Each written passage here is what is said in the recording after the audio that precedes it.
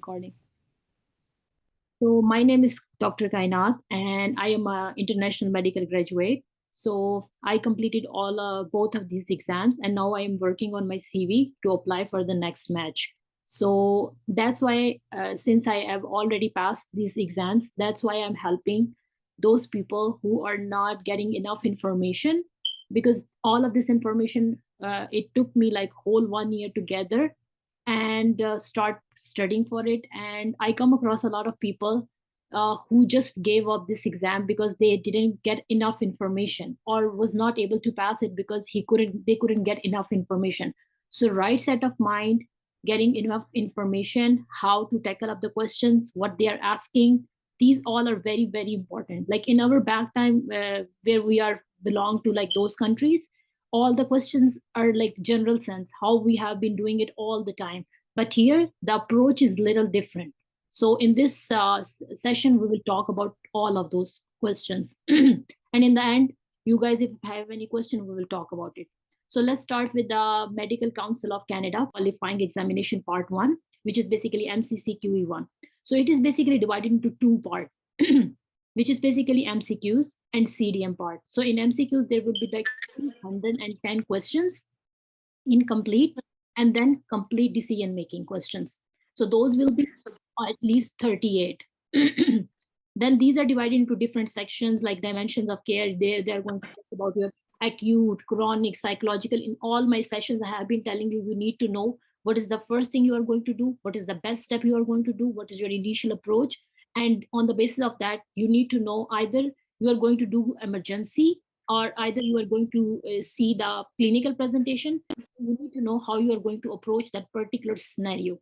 So they give you presentation on that, and your approach should be on the basis of how they are presenting you that particular case.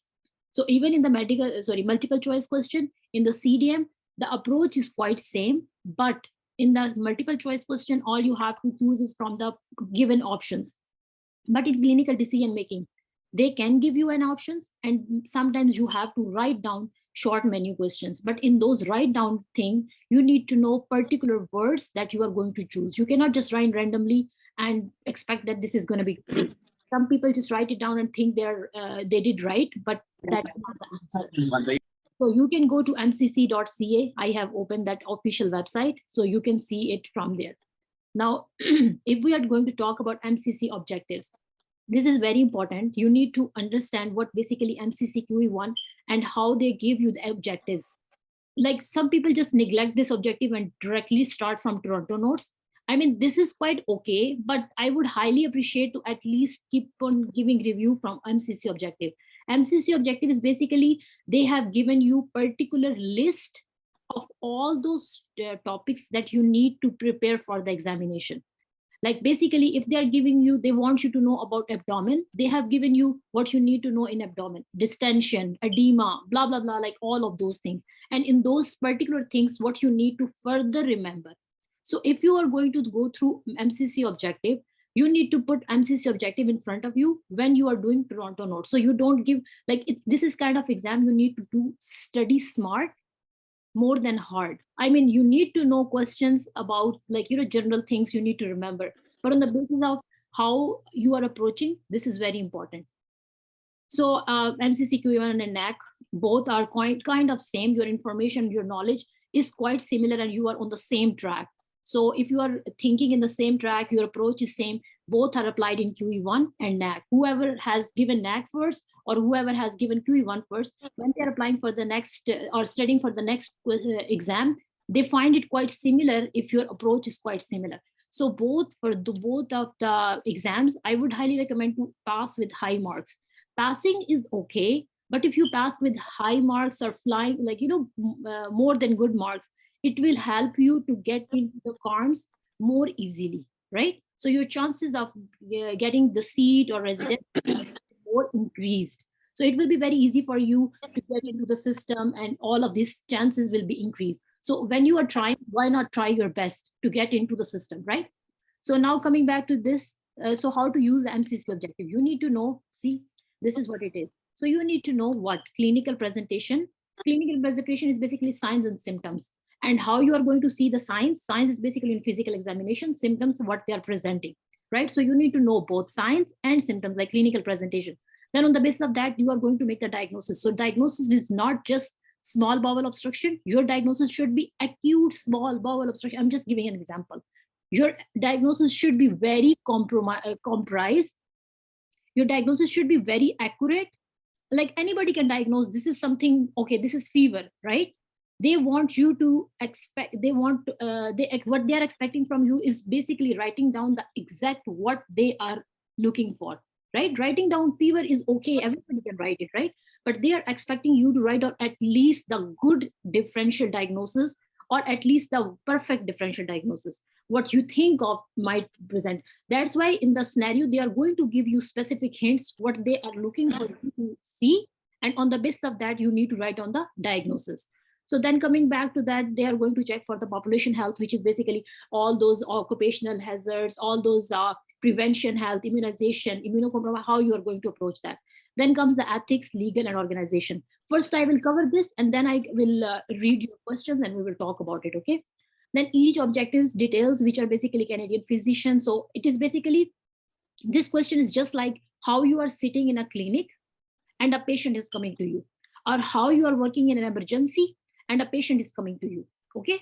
So your approach should be either a clinician, or either a clinician means as a physician, or either your approach would be as an emergency doctor. So these are the two approaches that you need to remember. And you need to know your limit, where your limit should be enough. And now you are going to, you are not going to be act like a specialist. You are not going to be act like an oncologist or pediatrician. So you should know your limit, where you are going to stop and send the patient to pediatrician or some special authorities. Then coming to authorities means some specialist. So then coming back to MCC objectives, basically, so let's suppose we open the MCC objective, and first topic is abdomen distension. So abdomen distension, what you need to know. Now this is important. If in the abdomen distension, there are certain things that you need to know. Obviously, abdomen distension comprises a lot of things, right? So you need to know what you need in abdominal distension. What you need to learn is basically ascites. Then in ascites, what you need to know, either is ascites exudative or transudative. When you are reading it from Toronto notes, if you know that abdominal distension, what I'm going to cover is ascites, then in ascites, at least, do I need to know pathophysiology? Do I need to know clinical presentation? Do I need to know the causes? Do I need to know the treatment? This is something which you can see it from here.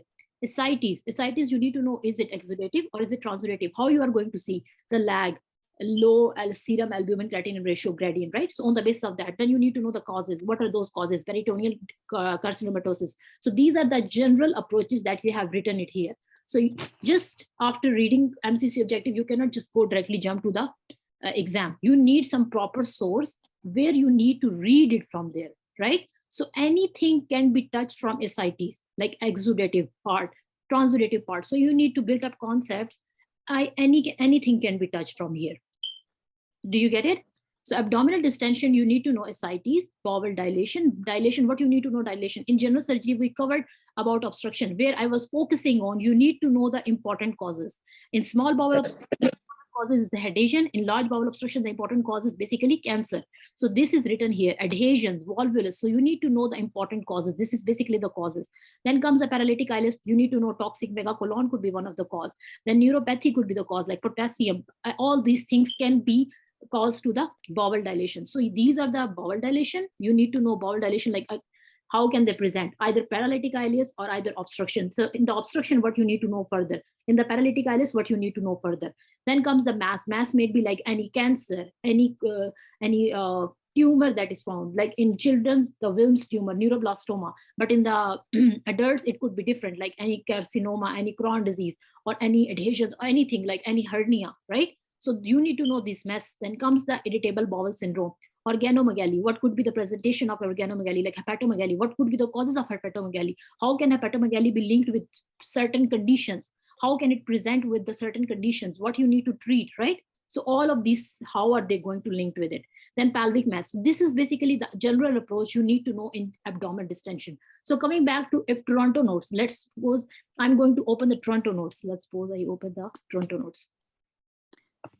You guys can see Toronto notes? No, let me just Share. Okay.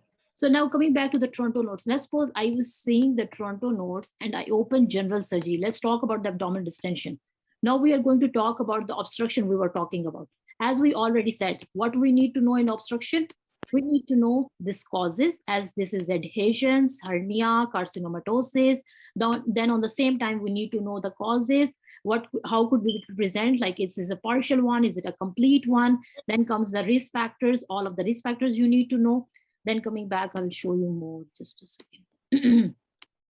Okay, so now more, what you need to know more? Then key features. Key features, like given a patient with abdominal distension, the candidate will diagnose the cause. This is what it is.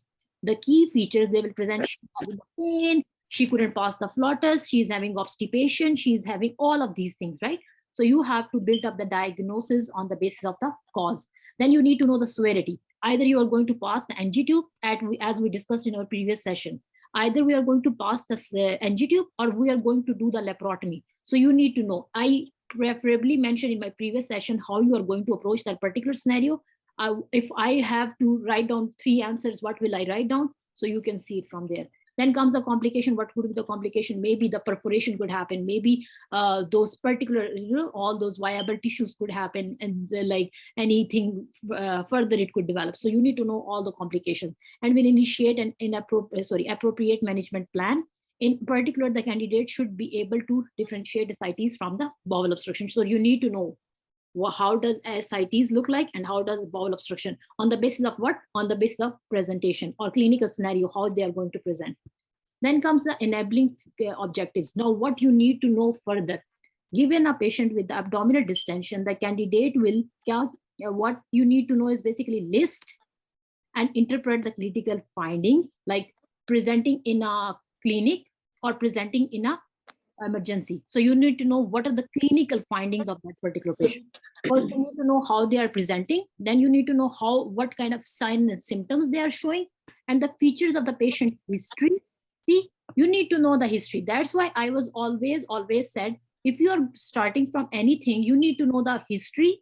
Today's mention, in class, I mentioned history. In history, you need to know which kind of questions you are going to ask, because on the basis of those questions, you can eliminate a lot of causes, right? So history is important. Then comes the physical examination. All the signs and symptoms are important. Then you have to differentiate if it's ascites from the distended bowel. And then underlying cause of the ascites, like cirrhosis, Crohn's disease, what could be the cause of the ascites? What could be the cause of the bowel distension, right? So you need to know all of this. Then the list and the clinical investigation that we already said. This is investigation. What kind of imaging, like abdominal X-ray you need to do, the laboratory investigations, if any, you need to do. Then imaging like liver enzymes you need to do. Maybe in ascites you have to do liver enzymes, paracentesis. Then check for the ascitic fluid results, abdominal imaging, and 3 imaging like abdomen, ultrasound, or all of these things. So you need to know particularly investigations, at which level, which investigation you are going to do. Just knowing investigation is not enough. You need to know if this patient is coming in clinic, what investigations I'm going to do. If this patient is coming in the hospital, what investigations I'm going to do. Then construct an effective plan of the management, including like initiating specific therapy, what therapy needed for the ascites, like having dietary, clinical. As I told you first, non-invasive comes first, then do the invasive one. In the investigation, in the treatment. Non-invasive means like doing something which is basically outside, like doing physical examination, checking the abdomen, these kind of things. Like, and same goes for the treatment. Non-invasive means changing the diet, changing the fluid, changing the smoking history, changing the alcohol, about counseling about it, right? So those comes first, then you go for pharmacological, then go for further therapeutic paracentesis or all those things. Then you need to know initiating. This is the thing. Initiating specific therapy, then comes the complicated one. Then determining whether the patients require a specialized one. So now I will go into here. Everything is nicely written here. All the clinical features written here, right? That's what they said. You need to know what kind of features can present in where, right? Symptoms written separately, signs are written separately, obstructions is written how this is going to present in an emergency. It's nicely written in emergency medicine. If you can read it along with that, it will be highly appreciated. Then comes the investigation, how you are going to approach. As they already said, you need to know the approach, where they are going to present, and what kind of imaging you need to do. Then they also said you need to know the laboratory investigations. So this is everything is written nicely in Toronto notes. That's why people do MCC, like do skip MCC objective and do Toronto notes. It is okay, but I would highly appreciate if you are doing any topic. Let's suppose I finished general surgery and thoracic surgery. Now what I'm going to do is I'm going to go quickly through the MCC objective and see if any topic that I missed, right? Just to be on safe side. Everything is going to be covered here, but just to be on safe side, I'm going to go and quickly check it. It's going to take like maybe half an hour. That's it. So it's better to play with these things. Then comes the treatment, how you are going to treat the patient if it's coming in the emergency, if it's coming with a partial bowel obstruction, or if it's coming with a complete bowel obstruction with ischemia, without ischemia. So you need to know all of this treatment. Then prognosis, basically coming to the complications, what kind of complications. So they have said in this that you need to know the complication and how you can prevent it.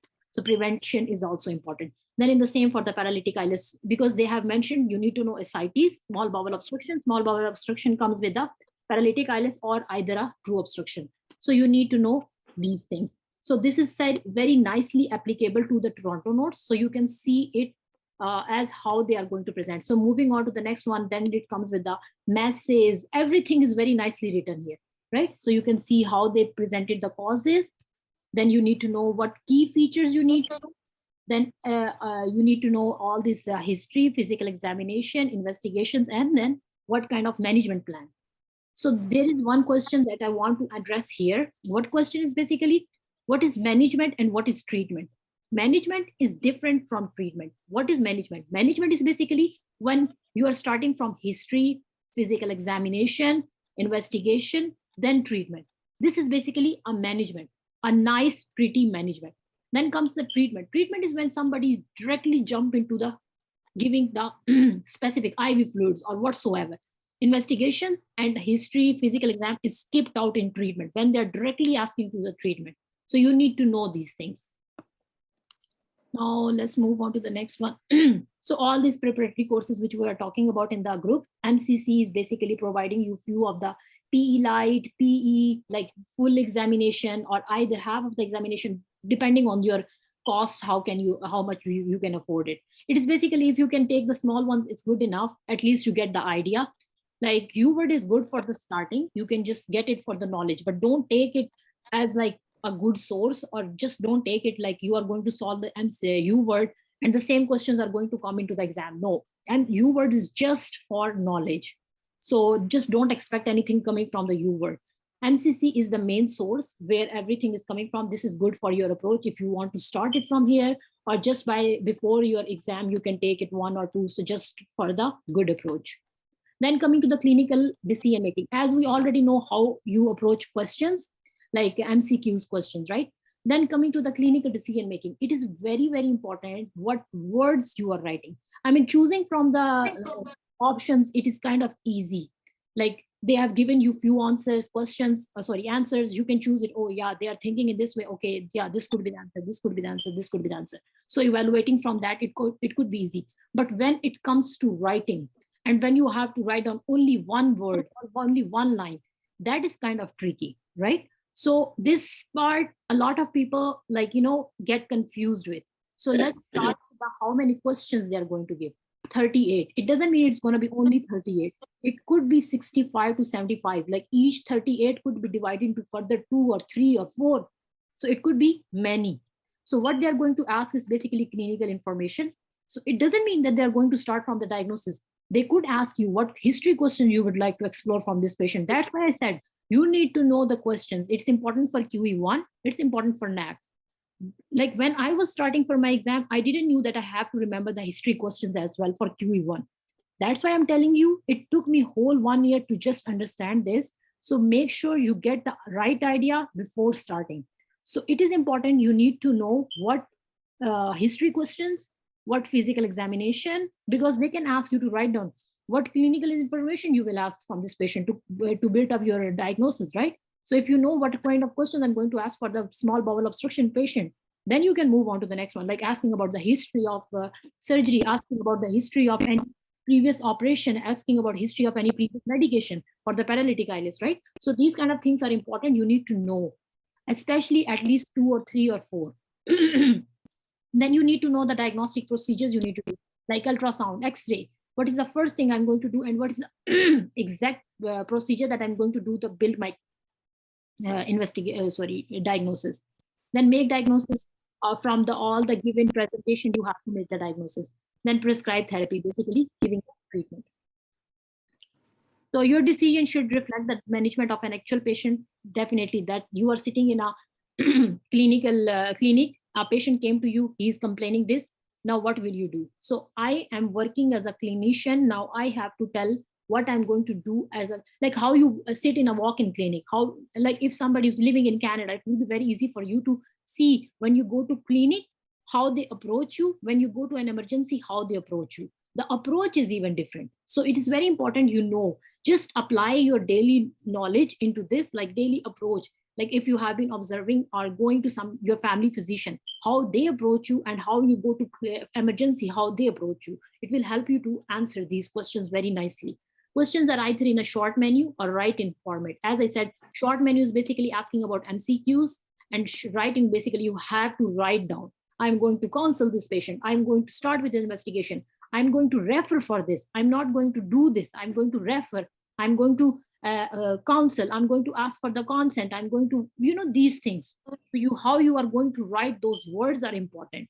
Just writing down laparotomy, just writing down endoscopy, just writing down those things are not going to help you. You have to make the proper good 2 or 3 words that is in the approach of the patient, that you are offering a help, not just putting your thoughts into that particular patient. Offering is something different, and putting your thoughts into that particular patient is different. So CDM, you need to understand that you are here to help, not to put your help into that particular patient who doesn't want help. Okay. CDM component includes the pilot question as well. So it could be like pre-test items. So you can score, they perform well, like everything is written here. So all cases and questions are presented in a single block. You may navigate freely between all these CDMs, and you may flag questions. So if you can flag question, flag means you can put, there is a flags written in like made here in the corner. You can flag it, and when you are done with all the questions, you can come to the flag questions and see what was the answer to that, or what was the confusion. So don't stick with one question just because you are not able to solve it. Move on to the next one and come back and solve that question. So return to this question at any point during the CDM portion. When you feel like, yeah, oh yeah, this could be the answer, just go back and then try to solve it. Such as photographs, diaphragm, and anything could come. See, they said any picture could come. So it is important you know what kind of pictures, diaphragms, radiograph, electrocardiogram. So tabulated material, anything could come. So you need to know the diagrams, pictures, radiograph, ECGs, which ECGs, some important ECGs. Don't forget, so don't do unimportant just because, like, you know, doing unimportant and missing important ones are kind of like, you know, doing something weird. So I would suggest to do at least common ones or important ones. Okay.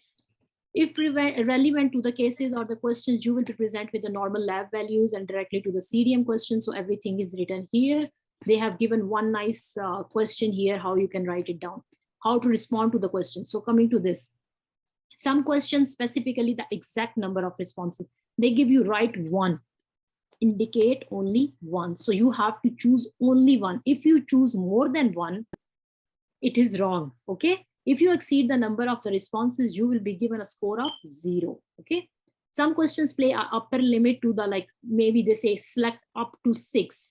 Up to 6 means you can choose up to 6. It is not necessarily you have to choose 6, but you can choose 6, up to 6, right?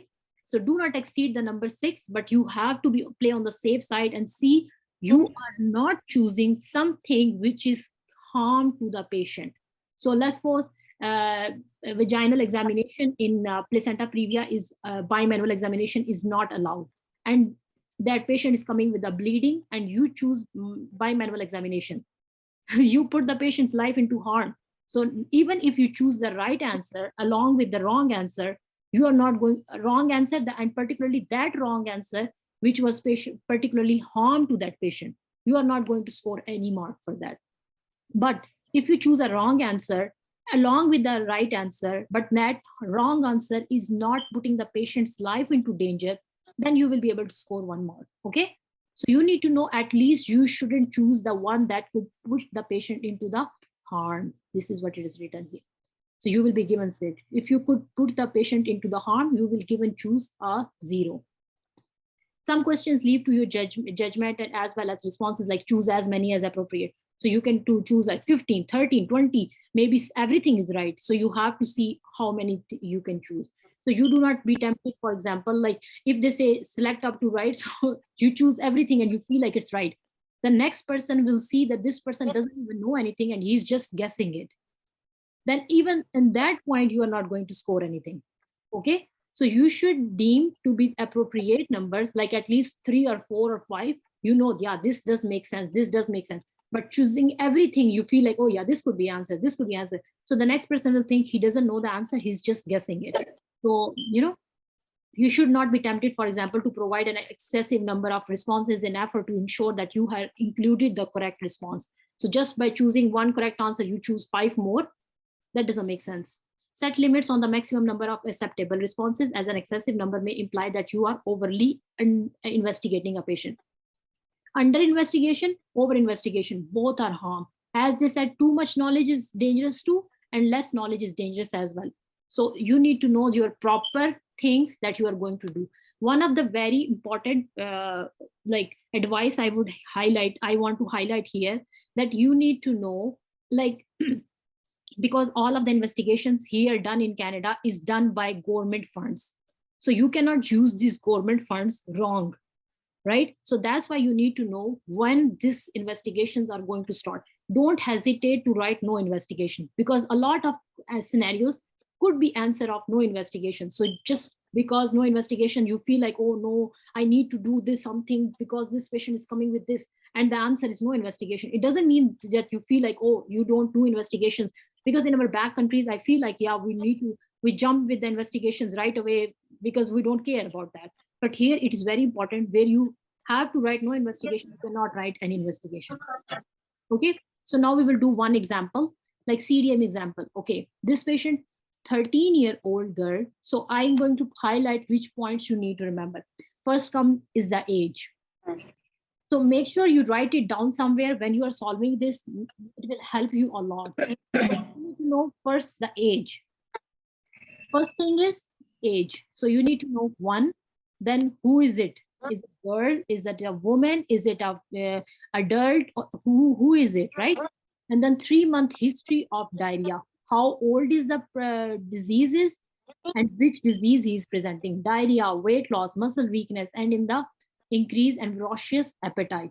She has also experienced intermittent palpitations. Her parents report that her school performance has declined over the past few months. She has also upset easily and is unable to concentrate. So this from here to here was all the presentation of the illness. Her sleep pattern is irregular. So here, then physical examination detects. So they already told you the physical examination. Mild tremors in the hand and palms are moist. So you can easily highlight in that exam. So make sure you do highlight, it will help you a lot. Then palms are moist and her blood glucose level is 4.5. Use the information above to answer the following question. So now I have to do is basically most likely diagnosis. And they said list up to 3. So I have to write down 3. So let's suppose I think of this because this is diarrhea and having tremors. So this is hyperthyroidism. But let's suppose I got confused. Now I'm not sure if it is hypothyroidism or hyperthyroidism. And I write thyroid disease. It is not acceptable. That's why I'm saying you need to know the exact diagnosis. If you are going to write down hyperthyroidism, thyroid disease instead of hyperthyroidism, it is not going to give you any mark. So it is important you know which exact disease. That's why they have given you so much about the hyperthyroidism, diarrhea, weight loss, muscle tremors, this and that. If they are asking for just a thyroid disease, they might have given you, oh, the patient has a lump in his neck. Now that is causing a problem and it has a mixed features. So now you can write thyroid disease, but they didn't say like that. They give you whole presentation of hyperthyroidism. So that's why they're expecting you to write hyperthyroidism. You can write hyperthyroidism in first, then you can write thyroidism disease here. And in third, you can write anything, whatever you feel like. But the hyperthyroidism will give you a mark. Okay. Am I clear here? Now moving on to the which investigation will you order at this time. So you have to write down select up to 3 answer. So you need to choose 3 answer which is going to give you the diagnosis at least initial. First thing first, they ask you to do initial investigation. They are not going to asking you to write down the investigation which will help you to build your diagnosis. So you have to do the initial diagnosis. Doing colonoscopy, it doesn't make sense. Why are you going to do colonoscopy, right? Cholangiopancreatography, there is no point in doing that. ESR, you feel like it's an infection. Okay, let's see. Then jejunal biopsy, why are we going to do biopsy just in the initial one? No, it doesn't make sense. Psychometric testing, why I'm going to do psychometric testing? Is it panic attack? No, it doesn't feel like it's a panic attack. Then rectal biopsy, why I'm going to do biopsy in the initial? Bro, see, it doesn't make sense. Then going to do for 17 alpha hydroxyprogesterone level. Instead of ruling out an infection, why would I directly jump into hormone level of some particular patient who can give you a presentation of thyroid disease, right? So this is wrong as well. Then doing beta HCG, yes, I could do it because she's 13-year-old and old girl, right? Did they give me any history of amenorrhea? If they have given me history of amenorrhea, I will definitely go for the beta HCG, right? Then serum electrolytes. Serum electrolyte could be one of the problem too because it has diarrhea, it has weight loss, muscle weakness, so anything. So yes, I will go for the serum electrolyte. So I will choose this one here. Then insulin level, it doesn't make sense because glucose is the same normal limit like 4.5. Then T3 and T4, yes, thyroid disease, so I will go with it. When mandelic acid, why I'm thinking of pheochromocytoma, she doesn't have headaches, she does have palpitation but doesn't have headaches, or maybe doesn't have BP, right? So all of these things. Then sweat chloride, she's not giving me presentation of anything that makes me think of chloride. Then urine estradiol, as I already said, why would I jump into hormone level, which is quite expensive, instead of doing something less expensive? Urine homovenalic acid, same goes, why would I do that, right? So maybe I could do electrolytes, T3, T4, and maybe ESR if they said select up to 3. But my whole diagnosis would be revolving around hyperthyroidism. So I would just only choose maybe T3 and T4. But since it could be in the paper, so I would choose at least these 3. Because if they ask me initial, then I have to stick with initials. So it is important, you know. So the answer is this, T3 and T4, and serum beta HCG. They said beta HCG because obviously she was 13-year-old, so you can obviously choose those ones. So choosing more than ESR, you will choose beta HCG. Serum electrolytes and T3 and T4 will give you at least 1 point. So serum T3 and T4 will give you 1 point. Choosing beta HCG or serum electrolyte is not going to give you 1 point. This is going to give you 1 point. This is important because they said select up to 3. Answer is 1, but you can choose beta HCG, serum electrolyte. Even if I choose ESR, it's not going to give me 1 point. Just this, if I don't choose this one and choose anything else, it's not going to give me any point. I hope this elaborates enough to understand everything. Now we are going to answer the question. But is this the session being recorded? Yes, I am kind of recording it. Why ESR in this case? I'm just thinking of an infection. I was just giving it my, like in my way. I was thinking because it's an initial, right? Initial should be less invasive than the invasive ones, right? So I was thinking maybe it could be any infection just because I was thinking of diarrhea. So ESR doesn't make sense. I know. So I was just thinking because of diarrhea. Okay. So ESR, you cannot choose it. Okay. Just move. Okay. So it is very important. Make sure what you are reading, you need to know why, how, and why I'm thinking A, why not B, why not C, why not D. So at least when you are starting that your practice, starting your sessions or starting your studies, make sure in the very start you build up that same line or same track where the examiner is going to test you, because all the way you need to do that. You can buy MCC test in the start, you can buy it in the end, whatever you feel like. I bought it like 5 days before the exam because I want to get orientation just before the exam. So I bought it and I saw it in last 2 days and I was like, yeah, let's just do it. So you can choose it right away, anytime.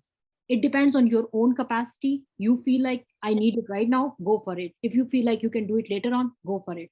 Some people just use it in the start to see where they are standing and then go along with it. It's totally up to you. It's totally up to your affordability. Yes, sure. What is your question, Dr. Kumar? Yeah, thanks, Kayana. Thanks for this bringing this point up, which is very important.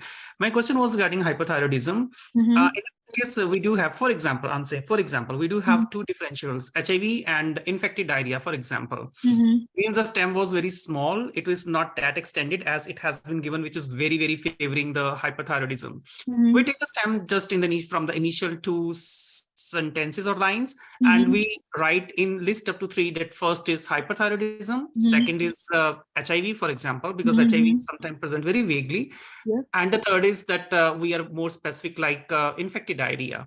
Mm-hmm. But examiner knows the answer is hyperthyroidism, right? Mm-hmm. From the Yes. examiner's perspective. So Yes. do you feel still that I will be marked down? Maybe all the 3 answers are correct. Yeah, like as I already said, whatever you are writing in 2 and 3, if you didn't write hyperthyroidism, this hyperthyroidism is going to give you 1 mark. You are writing into HIV, you are writing whatsoever your diagnosis you feel like, even if it's correct, according to the question, that is not going to give you 1 mark. The 1 mark is totally of that hyperthyroidism. I hope actually there is a very important line here. Mm-hmm. Physical examination detects a mild tremor of the fingers with the arms outstretched. Her palms are moist. Infective diarrhea, there are no tremors. I mean, yes, what Dr. Kumar was saying, and what you are saying, that definitely makes sense, because when you are sitting in an exam, you feel like, yeah, this could be the answer. This could be the answer. That happens to me a lot, right? So at least stick with the basic one. Like, just because you want to write HIV, you are missing hyperthyroidism. That doesn't make sense, right? They have given you enough lines to write down your all diagnosis, whatever scope you are thinking of. But don't forget, that's what I always said, don't forget common ones just because you want to do uncommon one. Let's suppose going to the HIV, a 13-year-old girl, she is going to get HIV. I mean, it could be possible, but this is quite uncommon, especially when she's just 13-year-old, and they haven't mentioned any history of any sexual starting life or anything like that, right? If they want you to write HIV, they will give you particular 1 or 2 words of sexual history, or any contact from somewhere, or mother has sexual history or something like that. She's not going to start HIV in 3 months without any in contact with somebody, right? Yeah, Dr. Kanai, that was the reason I said that, for example, they just gave me first line. Yes, Means yes, I'm not talking to Dr. Masumans, because she said that not the whole stem, because this whole stem is very clear. This is hyperthyroidism. I'm just taking an example. This is a 25-year-old girl. She is presenting with diarrhea, weight loss, and muscle weakness, right? Mm-hmm. And after that, they want to ask us what is the most likely diagnosis. Mm-hmm. I'm taking that example. Means it could be very specific for hyperthyroid. It could be very non-specific for HIV. Exactly. I'm saying if I put both the things together, yes, how the examiner will evaluate me? That was my question. Okay, if they want you to write down one particular diagnosis like hyperthyroidism, they will give you hint in the scenario that they want to listen this word. As I said, if you are going to write down small bowel obstruction, they are giving you an absolute history of small bowel obstruction. But if they want you to write down partial small bowel obstruction, they will give you hint that she is able to pass the stool, she is able to do this, but sometimes this happens. So you need now knows that this is not complete, this is partial, right? So they will eventually give you in the scenario, even if you are reading from anywhere in UWord or anywhere, they will give you particular words that is quite matching with that particular scenario. So that's how they want you to give you that particular answer. Then like something uncommon is not going to come in the answer question. So you need to know that one thing. Okay.